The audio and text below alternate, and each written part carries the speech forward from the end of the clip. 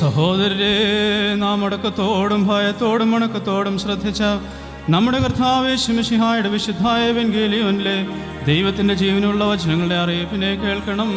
നിങ്ങൾക്കെല്ലാവർക്കും സമാധാനം ആയിരിക്കട്ടെ.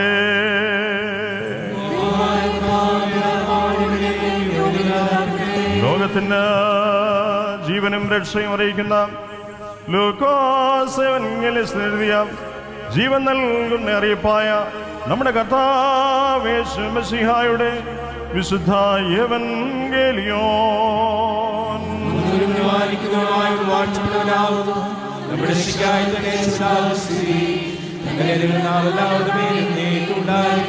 വിശുദ്ധ കന്യാമറിയാമിന്റെ ഇടമെടുത്ത ദൈവമായി ജീവന്റെ വചനമായ നമ്മുടെ കർത്താവും ദൈവവും രക്ഷകനുമായ യേശു മിശിഹായുടെ ജഡാവതാരത്തിനു മുൻപ് ഇവ പ്രകാരം സംഭവിച്ചു.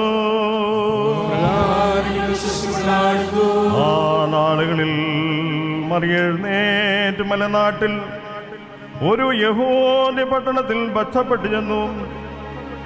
സഖര്യാവിന്റെ വീട്ടിലെത്തി എലിസബത്തിനെ വന്ദിച്ചു.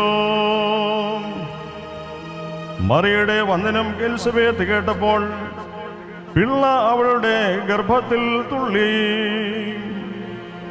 എലിസബത്ത് പരിശുദ്ധാത്മാവ് നിറഞ്ഞവളായി ഉച്ചത്തിൽ വിളിച്ചു പറഞ്ഞത്, സ്ത്രീകളിൽ നീ അനുഗ്രഹിക്കപ്പെട്ടവൾ, നിന്റെ ഗർഭഫലവും അനുഗ്രഹിക്കപ്പെട്ടത്. എന്റെ കർത്താവിന്റെ മാതാവ് എന്റെ അടുക്കൽ വരുന്ന മാനം എനിക്ക് എവിടെ നിന്ന് ഉണ്ടായി? നിന്റെ വന്ദനസ്വരം എൻ്റെ ചെവിയിൽ വീണപ്പോൾ എന്റെ ഗർഭത്തിൽ പിള്ള ആനന്ദം കൊണ്ട് തുള്ളി.